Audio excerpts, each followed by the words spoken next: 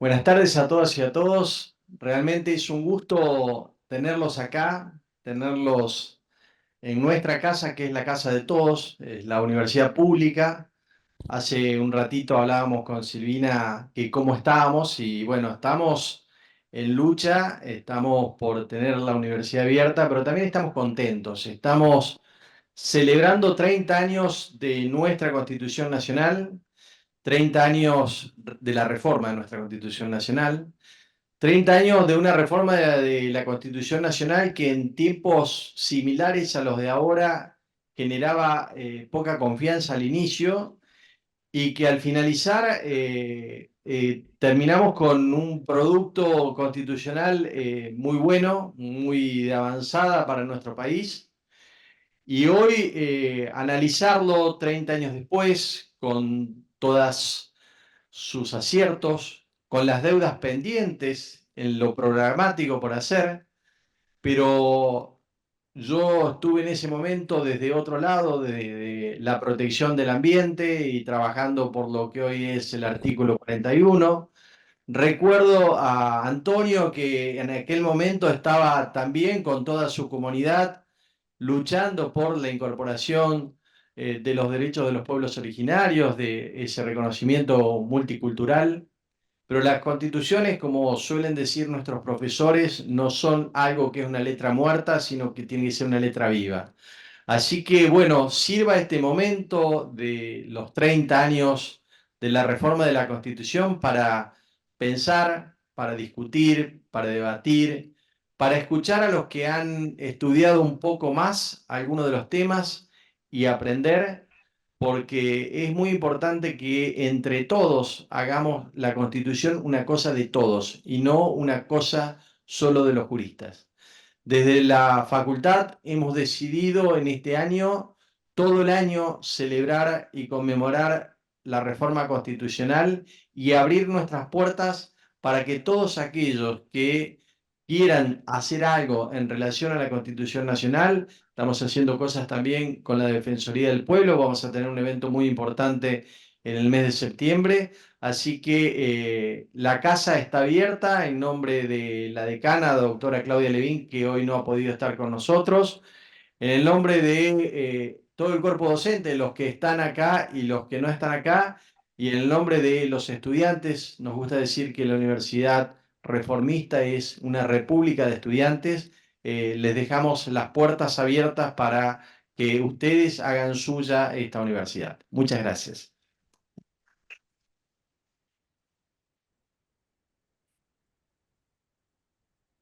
Bueno, en nombre de la Defensoría del Pueblo de la provincia de Santa Fe, agradecerle a esta casa tan querida, a la decana de la Facultad de Ciencias Jurídicas y Sociales, la decana Claudia Levín, que siempre está predispuesta a trabajar en forma conjunta y entender de que en realidad estos son bienes públicos y estos bienes públicos tienen que estar a disposición de todos en momentos bueno, hay discusiones que interpelan desgraciadamente a estos espacios. Yo soy un orgulloso formado en esta Facultad de Ciencias Jurídicas y Sociales y como hablaba recién afuera, no puedo evitar esa movilización que trae recorrer estos patios, estas aulas, y por supuesto que desde la Defensoría del Pueblo vamos a hacer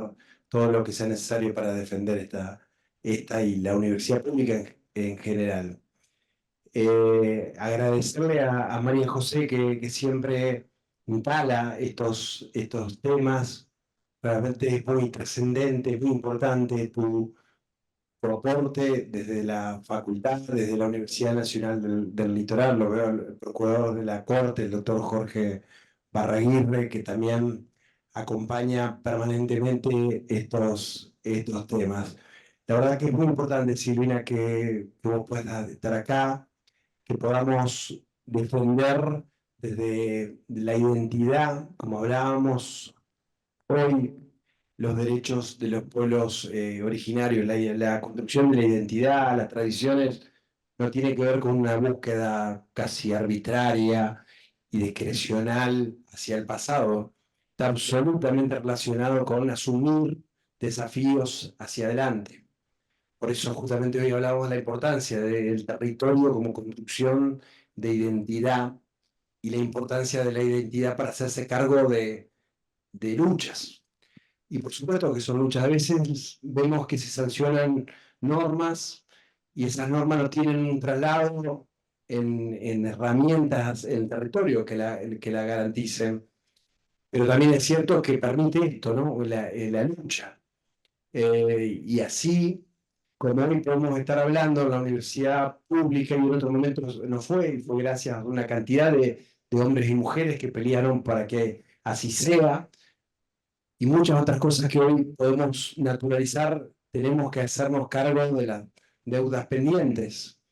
Deudas pendientes recién Pedro hablaba de la reforma del 94, sin lugar a duda, una reforma que mejoró la calidad institucional de nuestro país, pero también es cierto que hay muchas cosas por hacer. Y una de ellas es justamente ver cómo poder hacer efectivos estos derechos de los pueblos originarios y el respeto a todos los que siguen trabajando, que siguen luchando.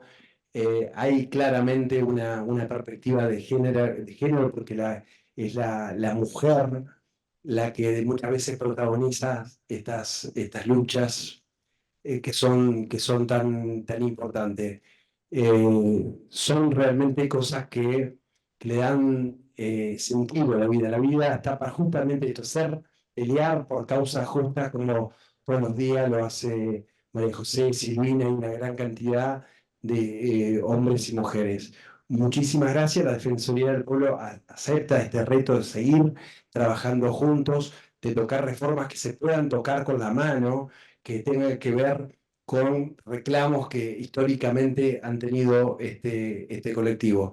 Lo vamos a seguir haciendo porque este es el mandato que tenemos como ley, pero fundamentalmente porque de esa manera estamos empezando a cumplir con una gran cantidad de normas convencionales, constitucionales y leyes provinciales, pero que nos ayudan a construir ese mundo que tiene que ser mucho más humano y donde el otro y la otra sean visibles. Muchas gracias en nombre de la Defensoría del Pueblo.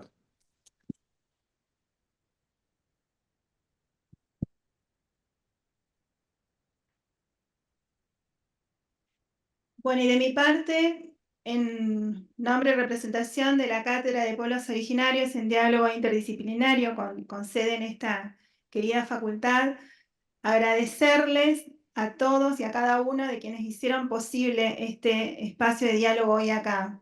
Contarles que hay mucho estrés, hubo mucho estrés en la organización, en un contexto difícil que hoy nos toca vivir, en un contexto donde no falta decir que el latiguillo no hay plata, se palpa en el día a día en la universidad, en la facultad y en los quehaceres, un contexto que amenaza a las universidades y donde se hace muy difícil llevar adelante estas actividades. Y entonces quiero revalorizar, agradecer, poner en contexto la importancia de lo que es el tejido de redes y la articulación institucional. Y agradecer entonces a la Secretaría de Extensión y Cultura de la universidad, a esta facultad, a la Defensoría del Pueblo, a Silvina Ramírez, a Antonio Gómez, a las mujeres que vinieron del BESIA, a los hermanos y hermanas también que vinieron de la comunidad Concayá, a la Secretaría de Extensión y Cultura de esta facultad, a todos, a los estudiantes que están hoy acá interesados en participar de este diálogo, a quienes están del otro lado en el Zoom, a la Cátedra de Derechos Humanos de la UGM, que también auspicia esta actividad, que se suma a través de las posibilidades maravillosas también que tiene la Internet.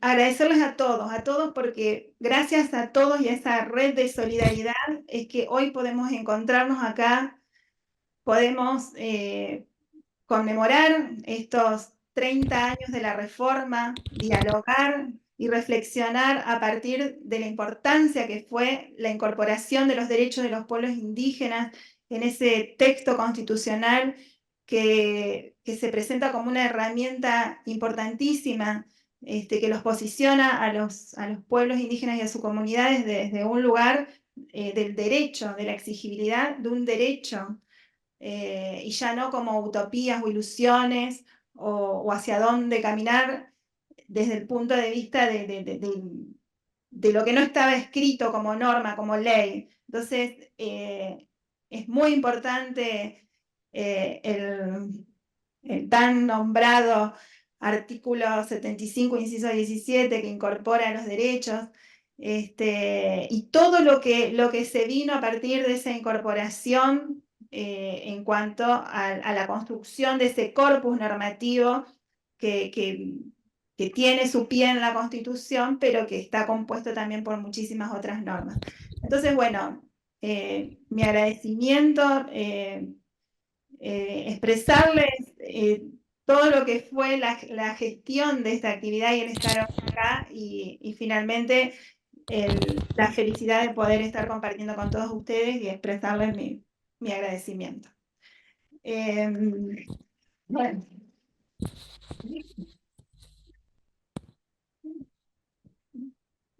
Agradecerle también a Jorge Barraguirre que se haya venido, y sí, porque siempre que uno necesita que le pongan la oreja para estos temas, cuando son por ahí cuestiones complejas y demás, ha estado siempre dispuesto, y bueno, y viene hoy también a acompañarlos, así que quería también agradecer. Y bueno, los dispensamos al defensor, a Jorge y a Pedro, el vicedecano, e invitamos a subir a Antonio Gómez y a Silvina Ramírez.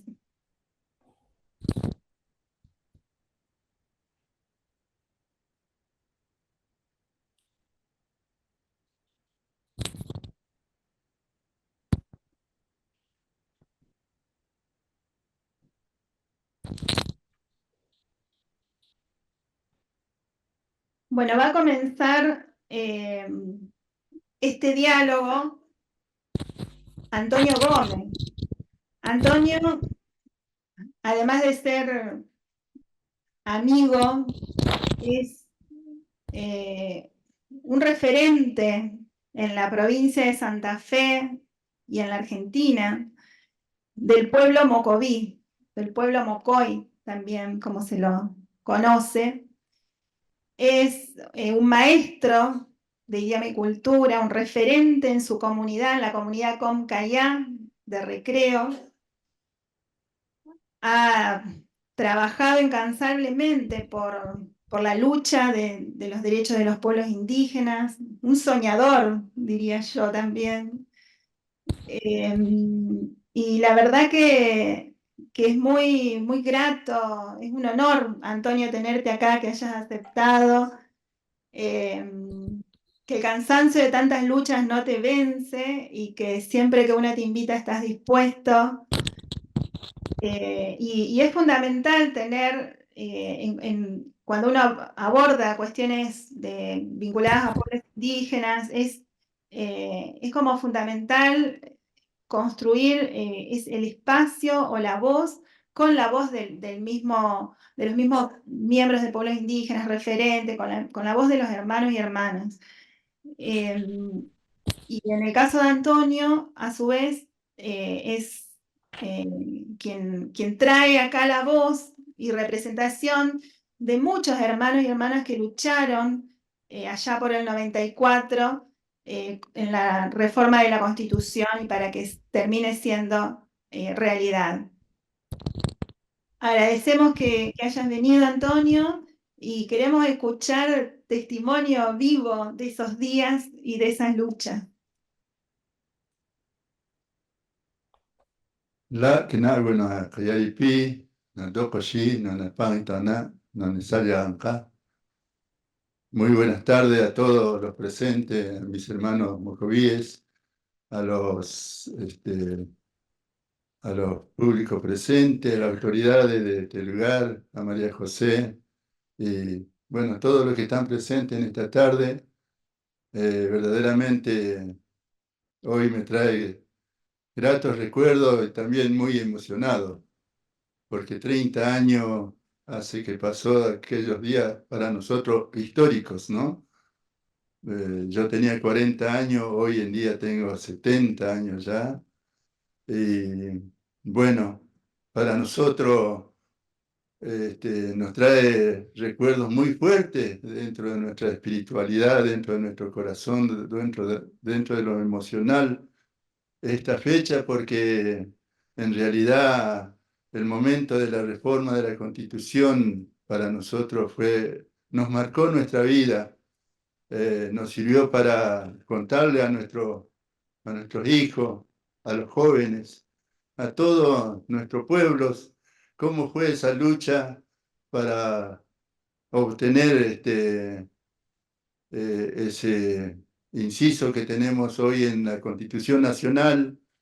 Y bueno, también posibilitó todo esto el tiempo de la democracia de 1982, cuando comienzan los pueblos originarios a volver a reunirse, a retomar sus reuniones desde ese momento. Y bueno, nosotros en nuestra provincia, acá en Santa Fe, comenzamos a unirnos nuevamente, a reconocernos como poblaciones mocovíes. En el año 1987,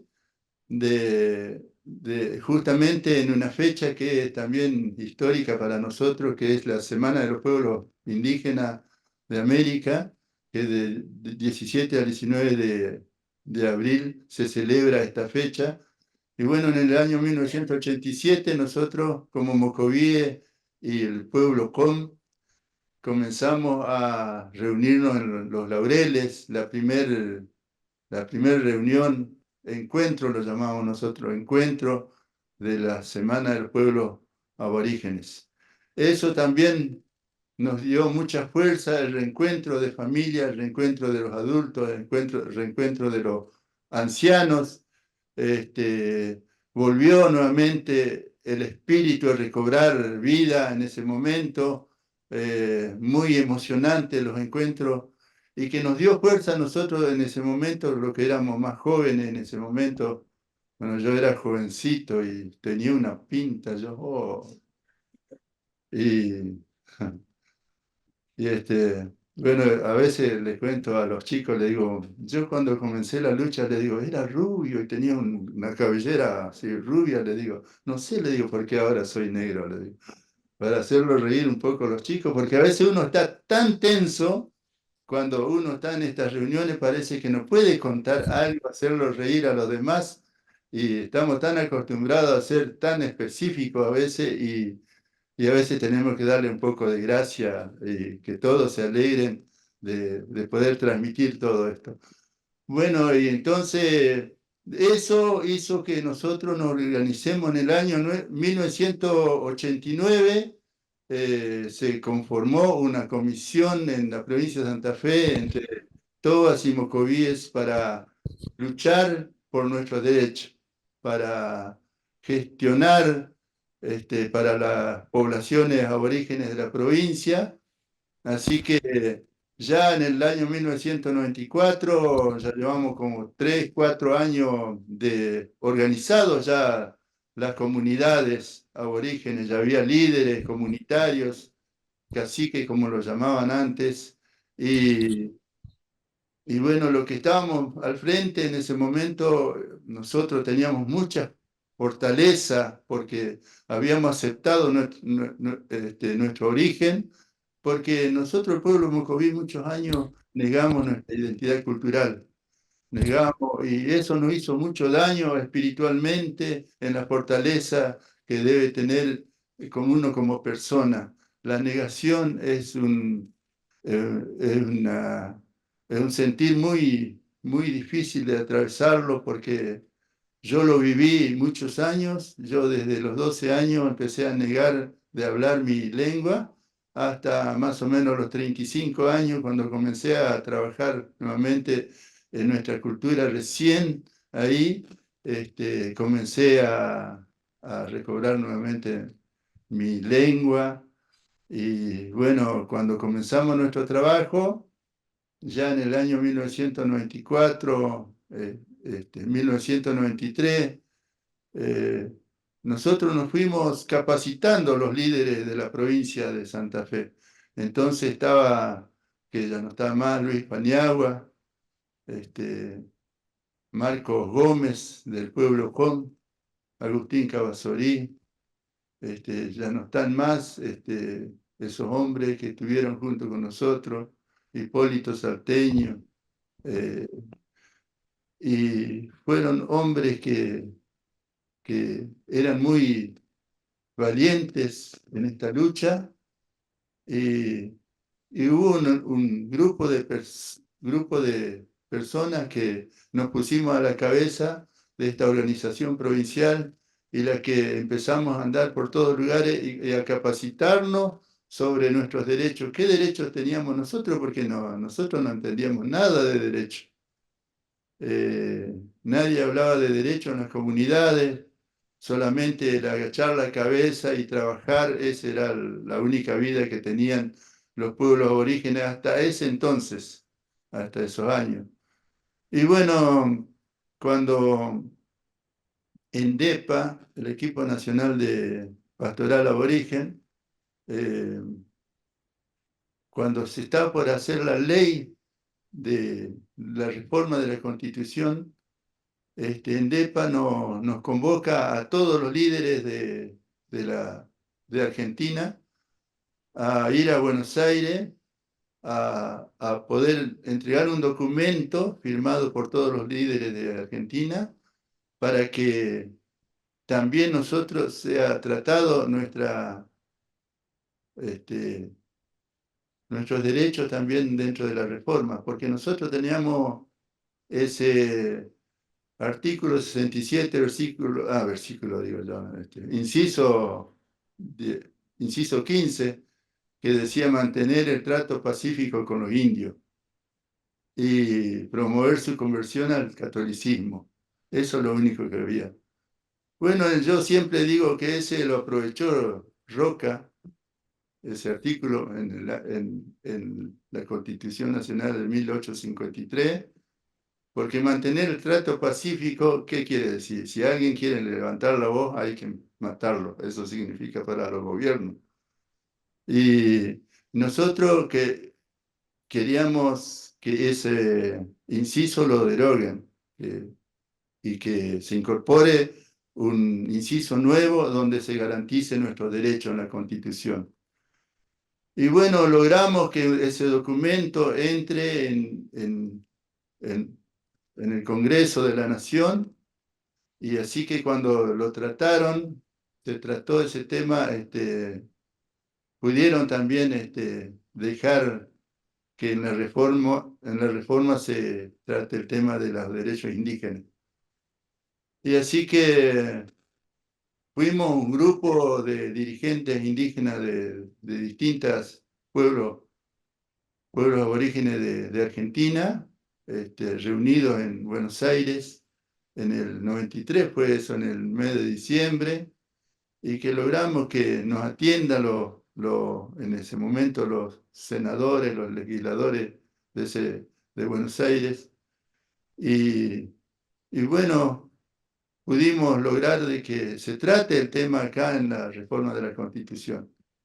Y cuando se hace acá la reforma, el equipo nacional de pastoral aborigen, que era la institución que nos apoyó a nosotros para poder participar aquí, y la Asociación Amigos del Aborigen, que tenía sede en Reconquista, también con sus proyectos posibilitaron de que dirigentes indígenas puedan participar activamente acá para poder plantear lo que queríamos nosotros. Bueno, nosotros entre abogados y dirigentes y otras instituciones, se logró redactar ese inciso, que bueno, fue muy poca la modificación que hicieron de lo que nosotros proponíamos como derechos. Y así que acá, en todos estos pasillos, acá en los distintos bloques de los partidos políticos, nosotros teníamos que recorrer todos los días, ir a cada bloque y hablar con los convencionales, convencerlos que por qué queríamos instalar nuestro derecho en la reforma de la Constitución, que se garantice nuestro derecho. Y muchos nos preguntaban, ¿por qué por qué reclaman sus derechos? Dice, si ustedes tienen derecho como cualquier ciudadano de Argentina. Y nosotros decíamos que nosotros no teníamos derechos porque así como estaban marginados las poblaciones aborígenes en su pobreza, en todo lo social, su precariedad en su vida, no teníamos derechos como los demás. Estábamos como fuera del sistema de los derechos.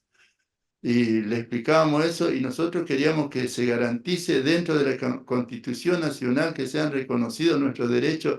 Y era muy difícil convencerlos porque nos hacían muchas preguntas que en ese momento a nosotros nos parecía muy difícil de explicarle, ¿no? Con otras palabras, nosotros explicábamos con lo que sabíamos más o menos.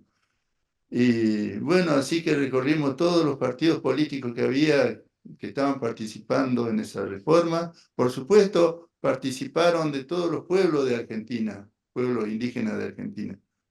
Los mapuches, los pilagá, los huichí, los mbiá guaraní, los mocoví, pueblo com, bueno, otros pueblos, el pueblo Coya, Aymarás, los diaguitas, estuvimos juntos trabajando.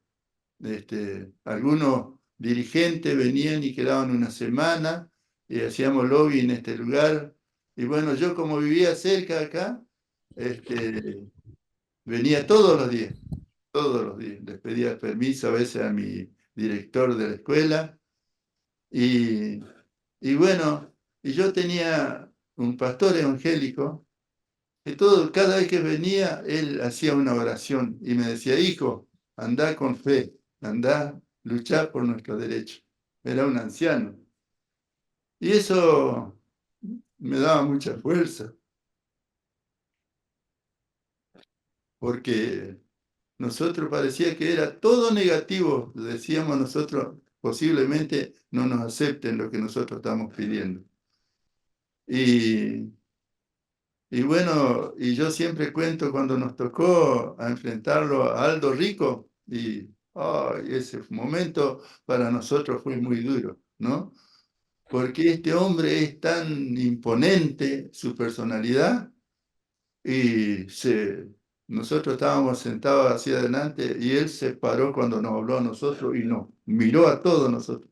¿Y para qué quieren derecho? Dice, si ustedes tienen derecho como todos nosotros, nos gritó así como gritando, ¿no? A nosotros. Y nosotros no sabíamos qué contestar ese momento, yo digo.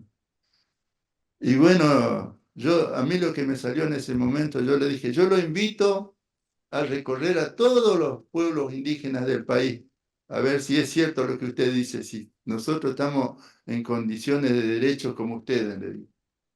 Lo invito, le digo, vamos a recorrer a ver si es cierto lo que usted me dice, que tenemos los mismos derechos. Cómo están abandonados todas las poblaciones aborígenes en el país. Y era lo que a mí me salió en ese momento porque no encontraba alguna palabra para contrarrestar lo que él nos dijo. ¿Para qué quieren derecho ustedes los indios? Así nos dijo. Y bueno, pasó ese momento, nosotros quedamos como atragantados en ese momento, y quedamos como con bronca y con miedo, ¿no? Porque en realidad una persona muy duro en sus palabras, pero lo tuvimos que enfrentar igual. Y bueno, eso hacíamos todos los días acá, duró la convención acá, estuvimos todos los días nosotros en este lugar. Y había momentos que nosotros en realidad, muy sufridos, porque en realidad llorábamos a veces de la impotencia. Yo le digo, ¿cómo no pueden comprender que nosotros estamos pidiendo que acepten nuestros derechos, que somos pueblos originarios, que tenemos todavía la existencia en esta tierra? Y nos dábamos, pero después recobrábamos fuerza nuevamente porque había pastores, había sacerdotes también que nos acompañaban y hacían sus oraciones y nos animaban mucho. Pero era tan fuerte para nosotros. Y llegó el momento en que la, la Comisión de Derecho y Garantía había aceptado, firmaron todo, que nos aceptaron ese inciso que proponíamos nosotros para nuestros derechos. Pero faltaba la comisión de redacción donde estaba Corach. Y recuerdo que Corach no nos quería ni vernos a nosotros, no nos quería vernos. Y usted sabe que cuando pasaba cerca nuestro, se tapaba con la carpeta que llevaba así para no mirarnos a nosotros. Y pasaba corriendo. Fíjese la discriminación que nosotros pasamos en ese momento y a nosotros nos dolía en el corazón todo eso, ¿no? Que cómo la discriminación es tan dañina para los seres humanos, ¿no? Y nosotros sentíamos muy fuerte la discriminación, porque nosotros todos los días andábamos acá y algunos nos miraban, algunos nos saludaban y algunos ni bolilla no nos daban. Pero era el momento que estamos viviendo para nosotros muy fuerte, los dirigentes que tuvimos. Y llegó el día, justamente estaba de presidente de esa comisión de redacción, Corach. Así que cuando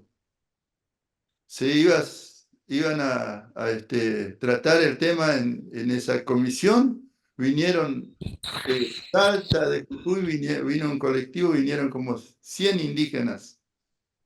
Y así que esa noche que trataron en la comisión de redacción, entramos todos los indígenas, los rodeamos a todos los convencionales dentro de donde estaban.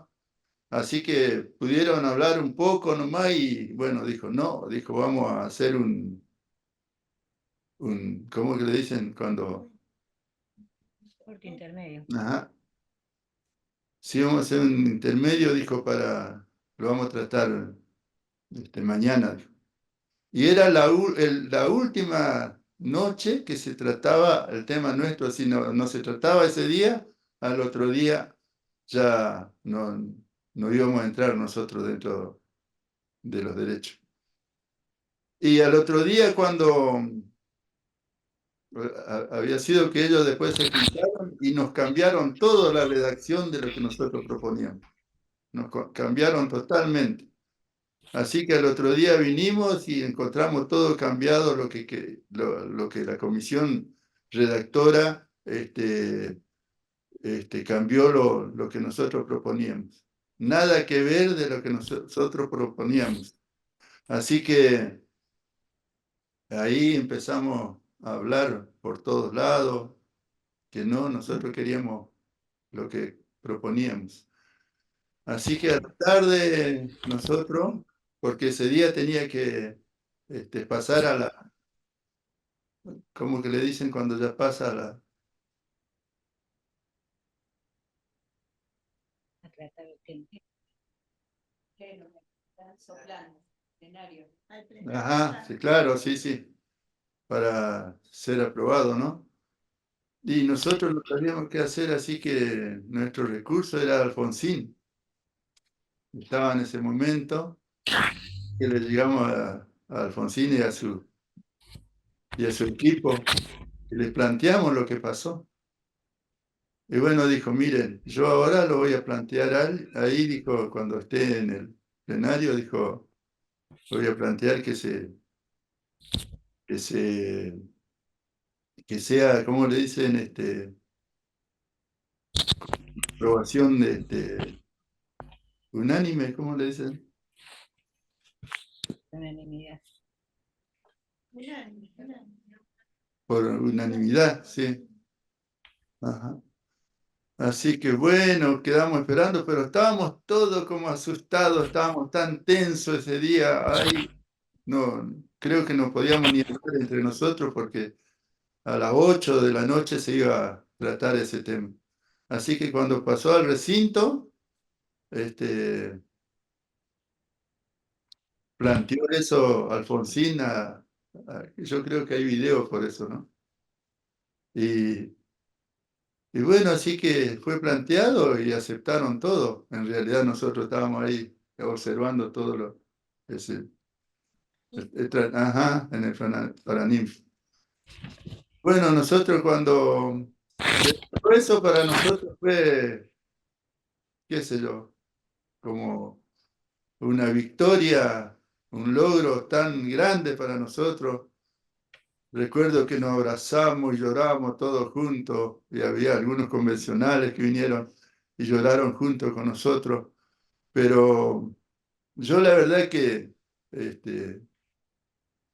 para mí me marcó mucho la vida eso porque fueron momentos muy difíciles para nosotros, como hombres en ese momento, ese paso en la vida me marcó mucho, pero también me hizo muy fuerte también. Me hizo muy fuerte porque comprendí qué es la política, qué son los derechos y cómo hay que luchar, y cómo hay que plantear los derechos a veces, y el diálogo, el poder convencer qué es lo que queremos nosotros como pueblos indígenas,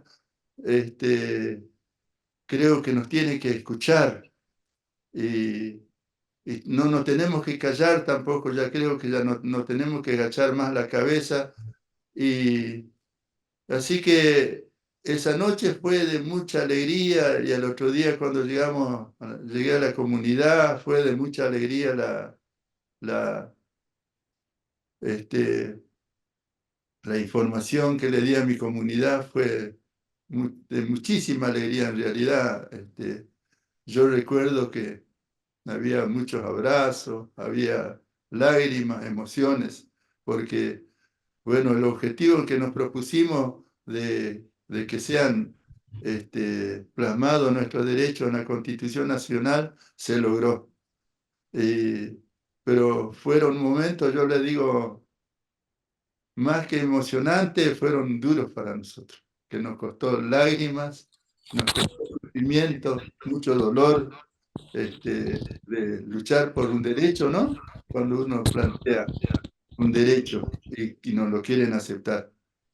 Así que ahí, nosotros de ahí para adelante, este, ese inciso nos dio pie para que podamos luchar por el derecho. Ahí ya teníamos mucha gente alrededor nuestro, en las comunidades, y pudimos, bueno, nosotros proponer en educación, en salud, en tierra, todo lo que hoy en día tienen las comunidades, gracias a ese inciso también y por la lucha de los dirigentes y de las comunidades que siempre nos han apoyado, pudimos seguir adelante y hoy en día no nos quejamos. Hoy estuvimos las tres instituciones que hay ahí en Recreo, la escuela secundaria, la escuela primaria y el centro de salud, todos juntos celebrando la Semana de los Pueblos Indígenas de América.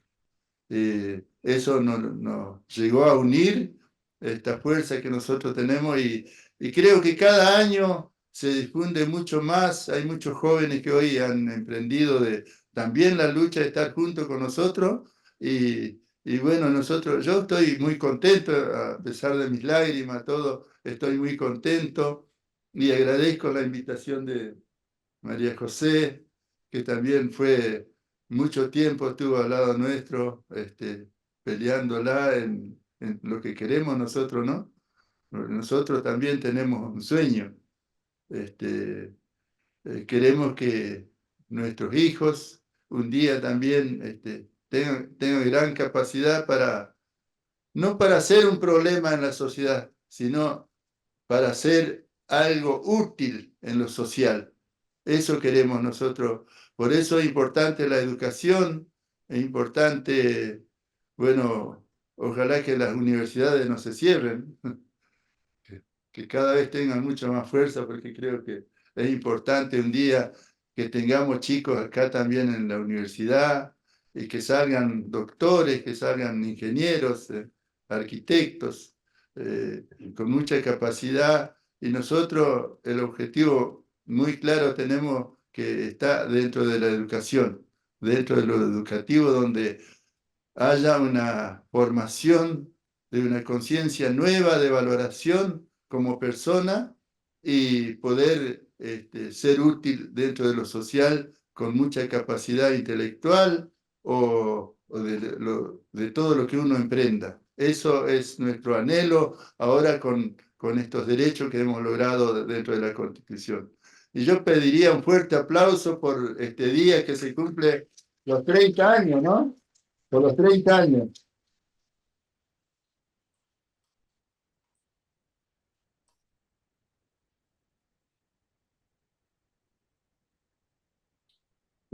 Y este lugar es un lugar histórico para nosotros, para los pueblos mocoví, lo recordamos siempre y nos emocionamos mucho nosotros cuando lo recordamos, junto a Rufino, Vázquez, Samuel Ponciano, bueno, los nuevos dirigentes que hay en Santa Fe, en Argentina. Bueno, agradecemos a Dios también que posibilita de que nosotros podamos estar todavía con estos derechos. Yo creo que, no sé si fui específico, pero quería llegar hasta acá nomás porque creo que tenemos otra.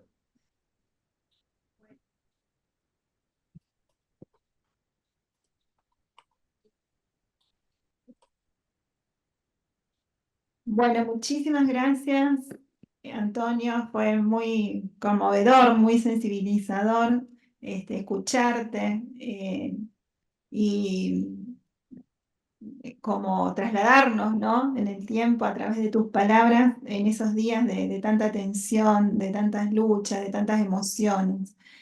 Te agradecemos muchísimo que hayas aceptado y estés acá y hayas hecho el esfuerzo junto con tu gente de venir a compartir este día.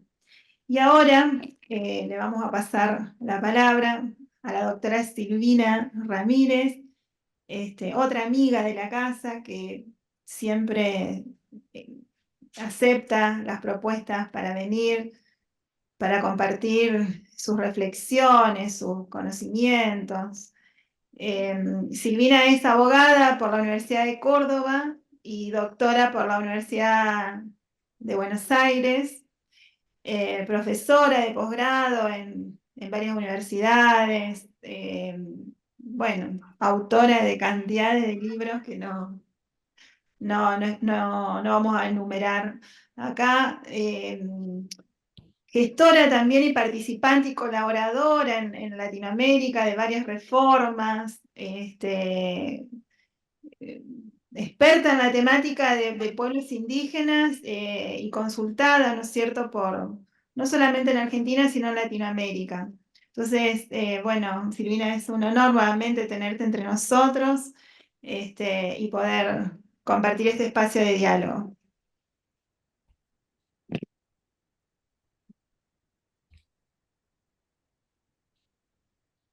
Hola, buenas tardes a todas y todos. En primer lugar, los agradecimientos a la Universidad Nacional del Litoral, a la Defensoría del Pueblo, a las comunidades, a hermanos y hermanos que se trasladaron, hicieron el esfuerzo de trasladarse para estar aquí presente. Bueno, a todo el público en general, estudiantes por ahí, un público cautivo, pero que bueno, que se agradece que estén escuchando estos temas que a mí me parece tan relevantes de posicionar en la universidad y en estos espacios de diálogo. Y por supuesto agradecerle a María José que siempre me tiene presente para compartir algunas ideas con ustedes. Pensábamos cuál sería, digamos, el eje o la temática de esta charla. Y bueno, por supuesto que el caso argentino es central, el caso de la reforma constitucional, pero, y dado el marco de celebración de los 30 años, queríamos posicionarlo en un contexto latinoamericano, porque en realidad el impacto de la inclusión de los derechos de los pueblos indígenas se da en los 90 en gran parte de las constituciones latinoamericanas. Y más allá del relato que hacía Antonio, que también una gran alegría volverlo a reencontrar y escuchar este relato en primera persona de lo que fue, digamos, el esfuerzo y el trabajo de hermanas y hermanos que hicieron posible el inciso constitucional, porque en realidad el Estado, o los estados, el Estado argentino no es la excepción, no concedió gratuitamente una reforma o una inclusión de los derechos de los pueblos indígenas porque de repente los miró, sino que fue por el esfuerzo enorme que hicieron los pueblos indígenas para que ese inciso fuera incluido en la reforma constitucional. Pero el porqué de la inclusión también tiene que ver con una discusión global que estaba atravesada por una discusión alrededor del pluralismo y que surge a partir de una herramienta que quienes trabajamos alrededor de los derechos de los pueblos indígenas siempre la mencionamos, que es el Convenio 169 de la Organización Internacional del Trabajo, que en realidad es un tratado internacional sobre derechos de los pueblos indígenas que fue una herramienta de 1989 que es incorporada al ordenamiento jurídico argentino en 1992, pre-constitución, pre-reforma constitucional, y que fue ratificado en 2000, o sea, pasaron varios años, pero que ya instaló un paradigma pluralista en la región. Entonces empezó a discutirse que los estados tenían que ser multiculturales y que, bueno, había que, digamos, mirar y reconocer la preexistencia de los pueblos indígenas antes de la conformación de los estados tal como hoy los conocemos. Y esto, digamos, esta inclusión en América Latina, en, digamos, un conjunto de constituciones, en donde también se encuentra la Constitución Argentina de 1994, provocaron un sinfín de debates, empezando por algo que otra vez hoy estamos discutiendo en 2024, que es el achicamiento del Estado. En los 90 también se discutía, digamos, un Estado mínimo, y entonces uno se preguntaba cómo es que a la par que se reconocen los derechos de los pueblos indígenas, estamos discutiendo que el Estado se retraiga.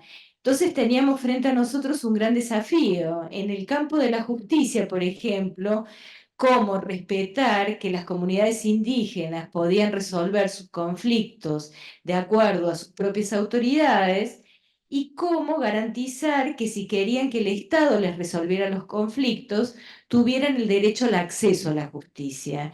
Y esto era algo que era muy difícil de compatibilizar. Por otra parte, surgió esta discusión que sigue presente actualmente de la multiculturalidad, la interculturalidad, qué es pluri, multi, inter. Y en realidad nos dimos cuenta que muchas de las reformas constitucionales en América Latina habían sido, digamos, producto de este impulso pluralista, pero que nos encontramos con enormes dificultades para implementar y bajar a tierra todos estos derechos. Y que la multiculturalidad era compatible con culturas que estuvieran por ahí, digamos, dispersas, pero que no conversaran, que no dialogaran, que no se enriquecieran. Entonces nosotros no queríamos este Estado multicultural, nosotros queríamos estados que fueran interculturales. Y ahí surgió este concepto, el concepto de la interculturalidad, que tiene que ver precisamente con este diálogo que se produce entre culturas y con esta simetría entre culturas y con esto de considerar que todas las culturas son valiosas y que todas las culturas tienen mucho para ofrecer, mucho para dar, que podemos intercambiar y aprender y que hay saberes muy diferentes. Y estos eran los debates que se daban en los 90. También, digamos, debatíamos sobre la preexistencia y qué significaba reconocer que los pueblos indígenas estaban en estos territorios mucho antes que los estados se conformaran. Entonces, el reconocimiento de la preexistencia, que fue, digamos, una inclusión en el inciso constitucional de la reforma del 94, se convirtió en una suerte de llave maestra de justificación de la existencia de otros derechos, porque así como lo relataban Antonio, de cómo costaba convencer a los convencionales constituyentes de que era importante que existieran derechos específicos para pueblos indígenas, hoy sigue siendo exactamente la misma cuestión. Es muy difícil, más allá que uno diría, bueno, ya está instalado, todavía hay que volver a insistir en la reparación histórica y en la justificación de la existencia de derechos humanos y colectivos de los pueblos indígenas. Porque muchos siguen diciendo hoy, bien avanzado el siglo XXI, que si todos somos ciudadanas y ciudadanos, ¿por qué derechos específicos?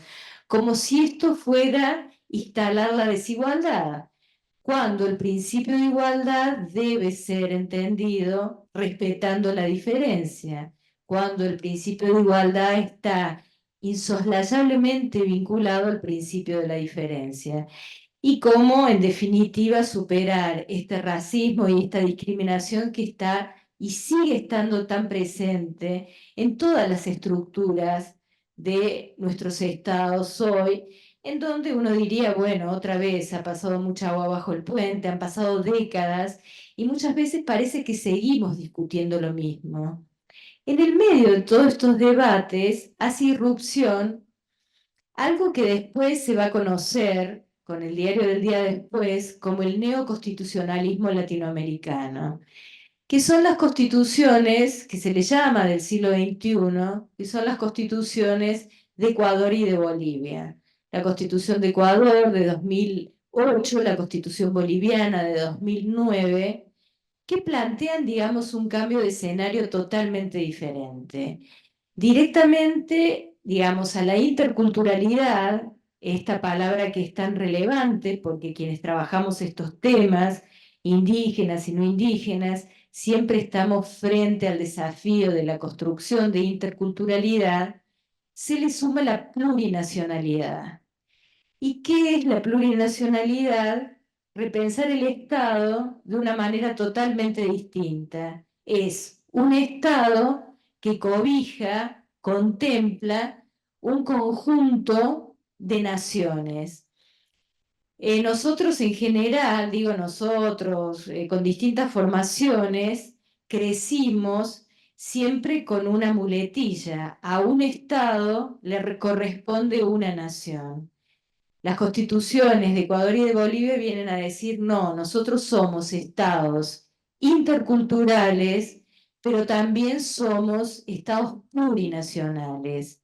Y cada nación reivindica sus derechos, sus formas de organización, su lengua, sus símbolos, su bandera, y esto no significa que el Estado se va a fragmentar, que se va a balcanizar, como muchos decían, que se va, digamos, a romper en mil pedazos, sino por el contrario sigue siendo uno, pero con una multiplicidad de naciones. Esto, en definitiva, digamos, significó una suerte de refundación del Estado. Y así lo decía, digamos, la Constitución boliviana, de una manera muy ambiciosa, por ejemplo. Nosotros estamos refundando Bolivia. Pero, ¿qué significa esto de refundar el Estado? Significa pensar que este Estado, tal como hoy está organizado, en nuestro caso, un Estado federal con un Estado nacional, Estados provinciales, en un punto es lógicamente incompatible con la efectiva vigencia de los derechos de los pueblos indígenas. En otras palabras, y esta es mi perspectiva, si no transformamos estructuralmente el Estado, podemos tener derechos en las normas, que de hecho las tenemos, y están en la Constitución, y están en legislación de las provincias, y tenemos instrumentos jurídicos internacionales, pero no vamos a poder bajar a tierra esos derechos o va a ser muy difícil implementarlos. Entonces, por eso esta necesidad de transformar estructuralmente el Estado, refundarlo y, digamos, repensar la institucionalidad para que sea intercultural y plurinacional.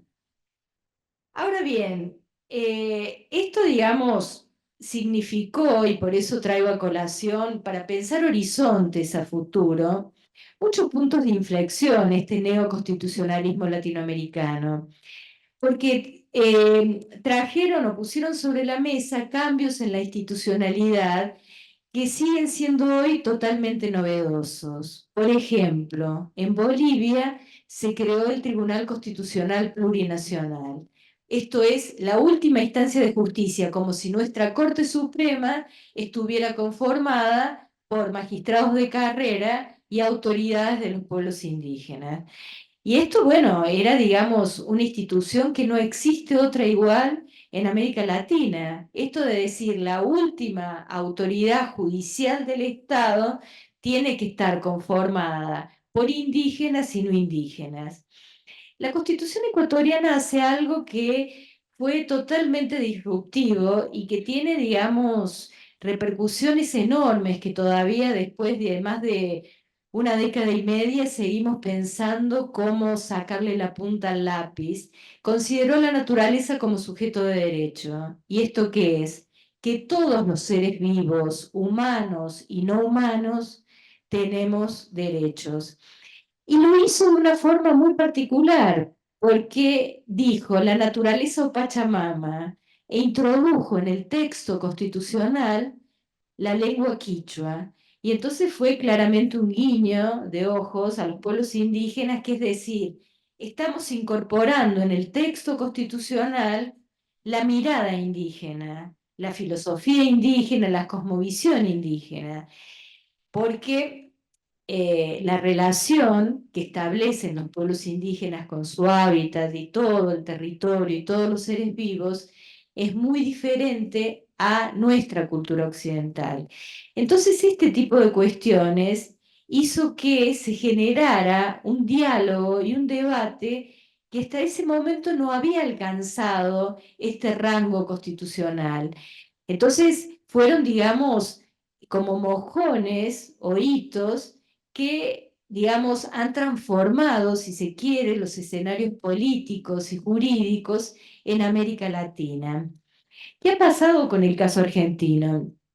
El inciso constitucional que fue, como bien señalaba Antonio, digamos, una transformación enorme de aquel viejo artículo que, digamos, mantenía el trato pacífico en las fronteras y prescribía la conversión de los indios al catolicismo, quedó en un inciso que es un paso adelante sin lugar a dudas, mitad del vaso lleno. Mitad del vaso vacío es profundamente insuficiente para dar cuenta de los derechos de los pueblos indígenas y genera, digamos, enormes desafíos y una interpelación permanente y muy potente a los estados.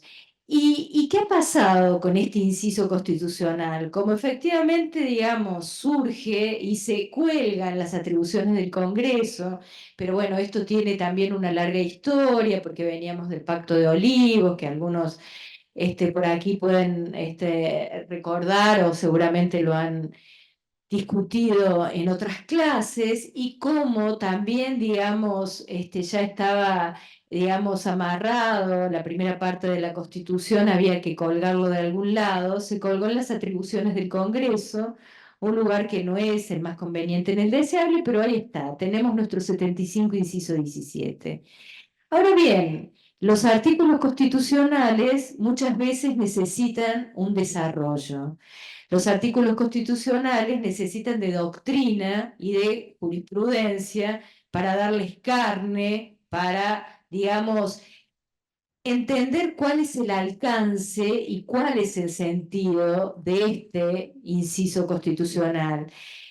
En otras palabras, ¿cuál es el contenido de estos derechos? El inciso 17, que reconoce la preexistencia, que reconoce el derecho a la educación intercultural bilingüe, la propiedad y posesión de las tierras, que esto es, digamos, la propiedad comunitaria indígena, que es el núcleo duro del inciso 17 del artículo 75, necesita de desarrollos para poder entender exactamente cuál es el contenido. Y hay que decir que en Argentina los constitucionalistas no se han ocupado demasiado de este artículo. Por supuesto que hay excepciones, pero por lo general, otra vez, el racismo y la discriminación es un inciso que siempre ha permanecido satelital en la discusión de los constitucionalistas. Y esto también ha sido, digamos, una dificultad a la hora también de tener letra para argumentar cuando los conflictos llegan a la justicia, para poder argumentar a favor del contenido de determinados derechos. Y tenemos, digamos, sentencias, resoluciones judiciales que son una de cal y una de arena. Hay una jurisprudencia muy ambivalente y algunos jueces reconocen, otros no reconocen, y entonces nos cuesta armar, digamos, como una jurisprudencia o decisiones judiciales que sean, digamos, un cuerpo sólido a la hora de disputar los derechos de los pueblos indígenas. Pero yo me quiero quedar, antes que se me vaya el público, en el modelo de Estado. Yo creo que una transformación constitucional tiene como, digamos, correlato, como resultado, la transformación del modelo de Estado. Y en realidad yo, cuando se dio la Constitución o la reforma de la Constitución del 94, pensaba equivocadamente en ese momento que el cambio de la Constitución iba a producir la transformación del modelo de Estado. Y en realidad uno podría decir que el cambio de la matriz constitucional es una condición necesaria, pero no suficiente para la transformación estatal. Y que hay que, digamos, como nutrirlo de otras prácticas para transformar ese estado de cosas y generar esta igualdad entre culturas. Yo recuerdo, bueno, el año pasado, sin ir más lejos, no sé si recuerdan, hubo una discusión en Chile alrededor de transformar la Constitución en Chile. La Constitución era, digamos, súper abierta a los derechos de los pueblos indígenas. Iba a ser la tercera Constitución del siglo XXI que incluía fuertemente los derechos indígenas. ¿Qué pasó? Naufragó. ¿Y por qué naufragó? Muchas razones, pero una de mucho peso fue cómo se incluían los derechos indígenas, porque el proyecto reconocía el pluralismo jurídico, esto es, de que había muchos sistemas de justicia y que los pueblos indígenas tenían su propio sistema de justicia, reconocía la naturaleza como sujeto de derecho, o sea, reconocía núcleos duros de los derechos de los pueblos indígenas. Y entonces como que la sociedad dijo, no, esto es, imagínense esto que es bastante interesante. Muchos abogados y docentes de las universidades de Chile dijeron, con esta constitución estamos construyendo sociedades de privilegio, cuando en realidad era tratar de crear estados y sociedades mucho más igualitarias.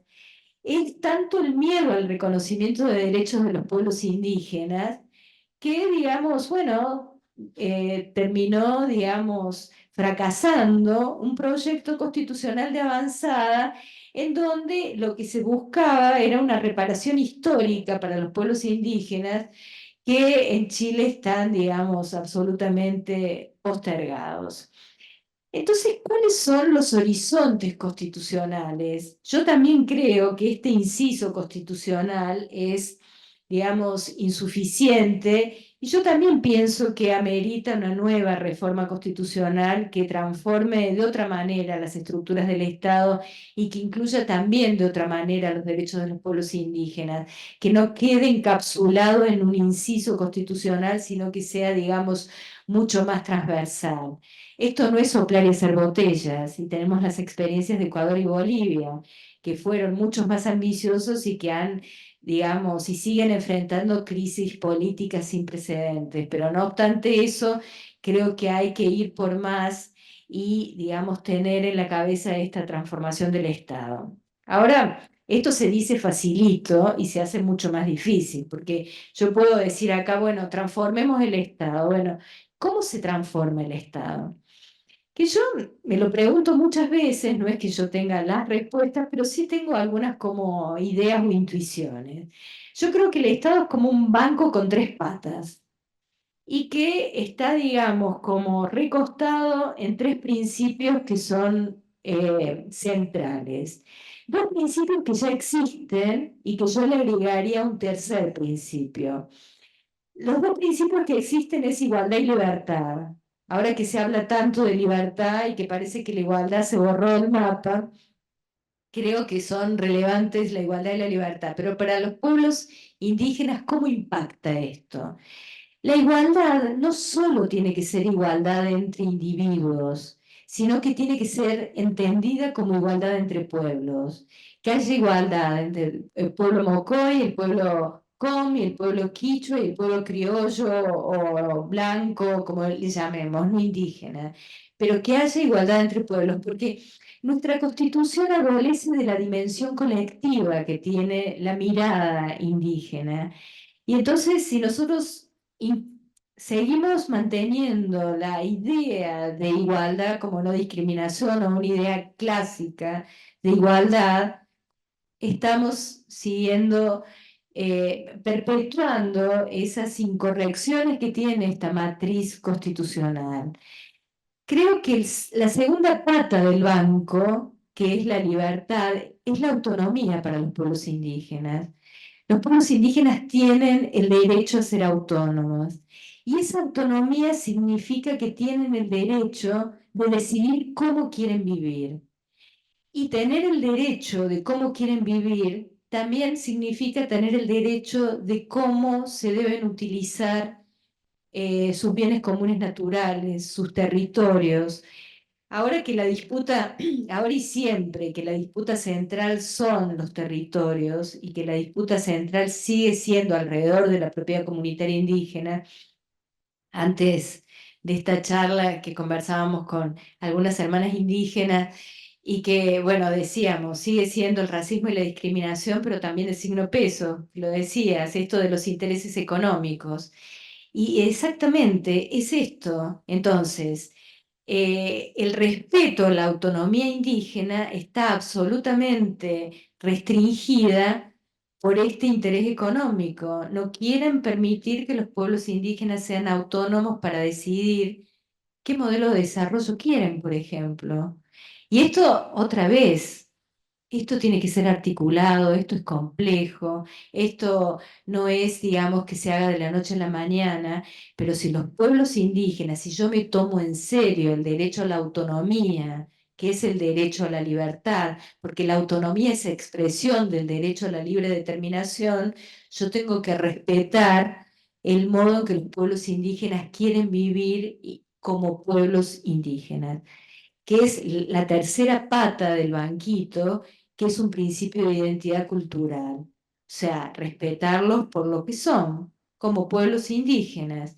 Esto no lo digo yo, lo ha dicho la Corte Interamericana, lo han dicho, digamos, esta idea de que la identidad cultural es un derecho fundamental y que si yo no construyo una nueva forma estatal sobre un principio de identidad cultural en donde sea totalmente central, respetar a los pueblos indígenas en su dignidad de pueblos indígenas, voy otra vez a construir un Estado en que sea muy difícil bajar a tierra esos derechos que todos mencionamos.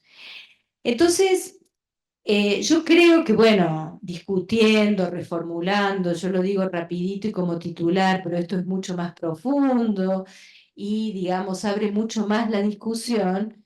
Yo creo que tendríamos en la cabeza o en el horizonte un Estado que tiene que ser, digamos, muy diferente al Estado actual y que yo siempre, digamos, como que lo digo el Estado de las 5 I's y una P.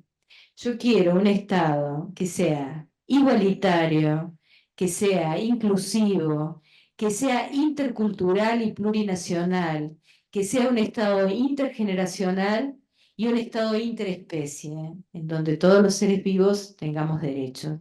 Entonces, esta, digamos, como es mi idea de un Estado en donde se pueda respetar el derecho de individuos, ciudadanas y ciudadanos, pero también el de pueblos, y que se puedan respetar en serio los derechos de los pueblos indígenas, que no sea una cuestión solo en el marco de lo políticamente correcto, sino que podamos avanzar a su concreción.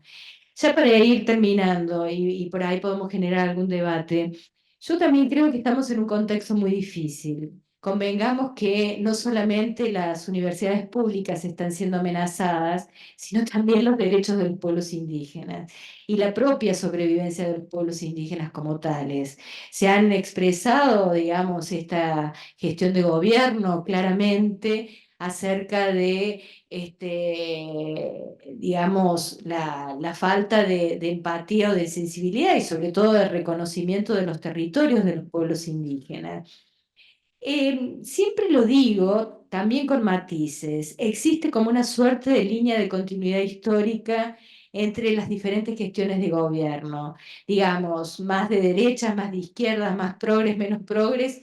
A todos los gobiernos les cuesta enormemente reconocer los derechos de los pueblos indígenas, que reconocerlos es implementarlos, es efectivizarlos, no es tenerlos en un papel, no es transformar una ley, sino que es, digamos, que los pueblos indígenas puedan gozar efectivamente de esos derechos. Pero claro, hay matices. En algunas gestiones se puede hablar más o se puede incidir más, se puede impactar más, y en otras gestiones parece que las puertas se van cerrando. Entonces yo creo que en estos contextos difíciles tenemos que estar, como siempre, atentos, nunca resignarnos y redoblar la lucha. Y esto vale para todos los ámbitos, pero también, digamos, para la lucha de los pueblos indígenas por sus derechos.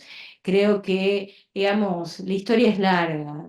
Tendremos unos años que serán cuesta arriba, los pueblos indígenas lo saben, porque, digamos, están atravesados por la resistencia. Si resistieron tantos siglos, van a seguir resistiendo y ese es el mensaje esperanzador optimista, que yo creo que en la resistencia, creo en la lucha y creo en un horizonte en que alguna vez concretemos este estado ideal que yo quise hoy compartir con ustedes. Muchas gracias.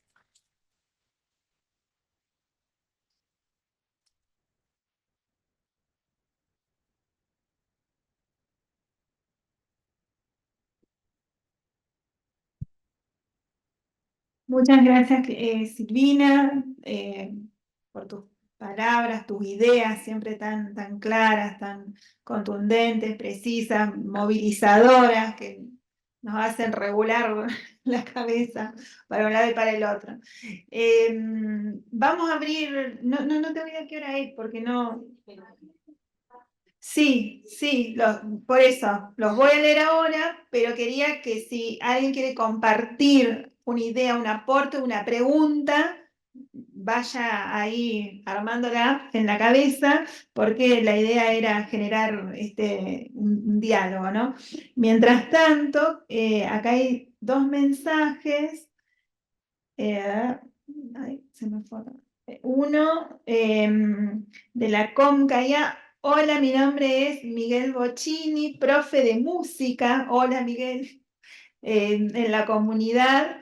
Antonio es sin duda un referente y un norte a seguir. Aprendí mucho de él y lo admiro con todo mi corazón. Y después tenemos también un mensaje de hola, soy Lunaya, Cristina Pérez. Hola Cristina, hola Hervis. Si nos siguen ahí, no estoy viendo quién están, pero qué lindo que puedan participar. Bueno, Cristina Pérez del norte salteño, Salta, pueblo Huichí, coordinadora de la organización La Cajonat, Nuestra Tierra. Quería aprovechar este espacio para agradecerles que organizaron esta charla tan importante para los pueblos originarios. Se me fue acá, a ver. Saludos y agradecer a don Antonio por sus historias de luchas. Me emocioné mucho escuchar a don Antonio. Hoy muchos referentes ya no están con nosotros, pero siempre agradecemos por su memoria. Saludos y abrazos desde Santa Victoria Este, Salta. Acá también Ariel Araujo, Lasca y Aripí, saludos desde la comunidad Mocoví, Noagué, Noanonotí de Melincue y del centro Mocoví y Alec Lavá. Felicitaciones Antonio Gómez por la actividad. Bien, esos son los saludos que estamos recibiendo. ¿Alguien que quiera hacer una pregunta o compartir?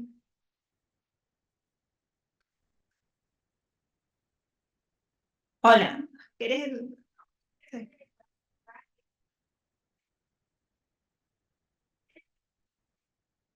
Que coinciden no solamente con los derechos de los pueblos indígenas, sino también pasa con los derechos de las mujeres, con los derechos de la migración, todas las conquistas que hemos tenido. Tenemos la suerte de contar con una constitución. Yo no sé si es momento para poder cambiarla, porque tengo miedo de que se vayan todas las conquistas.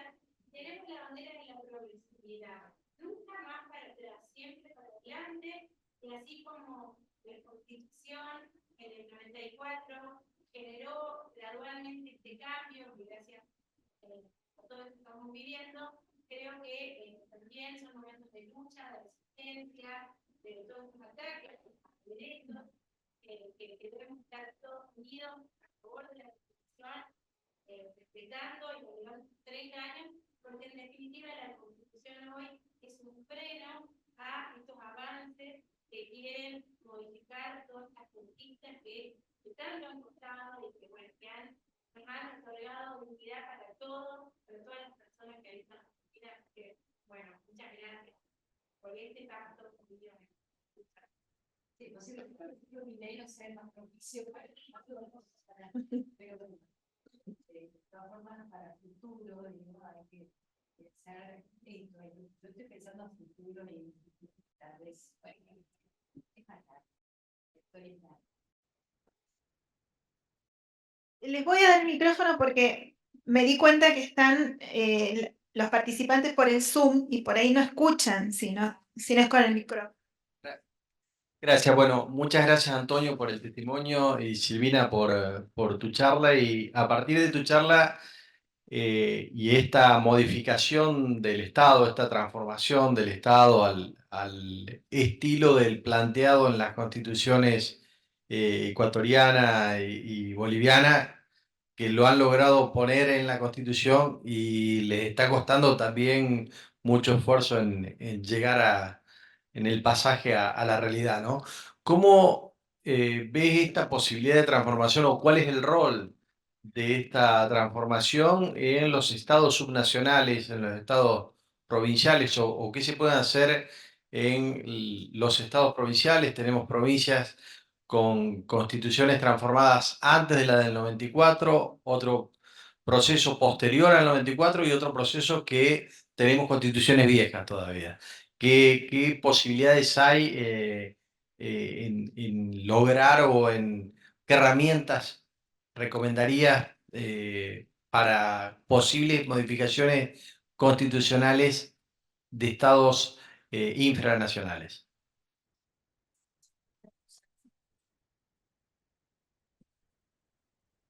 Sí, precisamente hoy hablábamos en la Defensoría del Pueblo de cómo pensar transformaciones en estos contextos, dado que está visto de que al menos, digamos, lo que parece anunciar la gestión nacional hoy es que, digamos, le va a dejar muchas cosas a las provincias.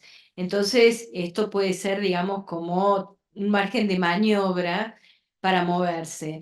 Yo sigo pensando, porque muchas provincias también repitieron en alguna medida la cláusula constitucional nacional, o sea, con más o menos, pero creo que el tema central sigue siendo territorio, o sea, y que, digamos, hasta que no se arbitren los medios para dar títulos colectivos, que no sean concesiones, que no sean cuestiones de uso, que no sean, digamos, posesión, sean títulos colectivos, yo creo que no vamos a poder, digamos, reconocer en serio otro conjunto de derechos, no porque otros conjuntos de derechos sean, digamos, menos importantes, porque hoy hablábamos de salud, de educación, de instituciones propias, pero la base territorial es central para los pueblos indígenas y yo creo que a nivel provincia uno tendría, digamos, en las provincias en que haya margen para hacerlo, que tal vez Santa Fe lo es, no lo es Jujuy, no lo es Salta, no es Río Negro, o sea, cada provincia también es un mundo. Yo creo que arbitraría los medios como para avanzar en la titulación colectiva. No puede ser que después de 30 años y de un reconocimiento tan explícito del inciso constitucional, todavía hoy estemos tironeándonos acerca de si el relevamiento, si no, si le ahí, esto, cuando, digamos, hay mucho partido que se juega en la cancha de la provincia, que es territorio y que son recursos naturales. Entonces creo que habría que poner, digamos, los énfasis en estos temas. O sea, y creo que por ahí, digamos, esto sería un gran avance, un gran avance.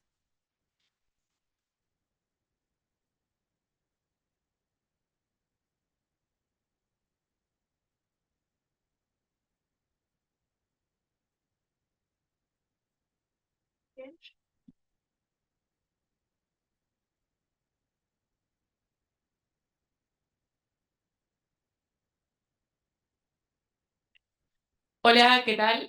Primero que nada, me gustaría agradecerle a los disertantes y a usted, Antonio, por toda su lucha. Y nada, quería preguntar, ¿cuál sería la posibilidad de que se podría restituir los territorios, por ejemplo, del sur, como pasó hace unos años, en las que hubo, bueno, básicamente un ataque injustificado hacia los pueblos? Y me gustaría saber cuál es la condición constitucional para poder recuperar esas tierras, si las hay. Yo pregunto desde la ignorancia porque, bueno, soy estudiante de Derecho de primer año y me gustaría saber eso.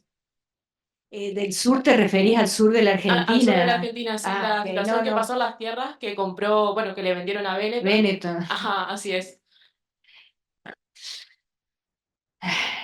Qué pregunta.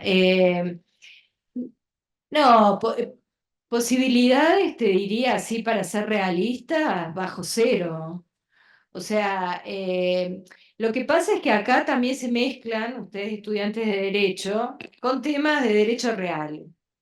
Supónganse, adquirentes de buena fe, mala fe, y uno podría, y el Estado tiene las herramientas para, si es adquirente de buena fe, expropiar y restituir. Si es de mala fe, es de mala fe. Lo que pasa es que lo que compró Benetton, digamos, está, digamos, disputado con una comunidad, se sacó esa disputa del ámbito penal y están litigando en el ámbito civil hace años y pueden seguir así hace años. Que en realidad hay una estrategia de la comunidad que prefiere estar litigando por años antes que los desalojen. Pero el sur está plagado de casos y de conflictos territoriales. Y a lo que vos decías, Pedro, por ejemplo, en las provincias, en el sur, de lo que conozco, Río Negro, Chubut, ha hecho desastres con las tierras fiscales y hay muchísima corrupción y muchísimo negociado.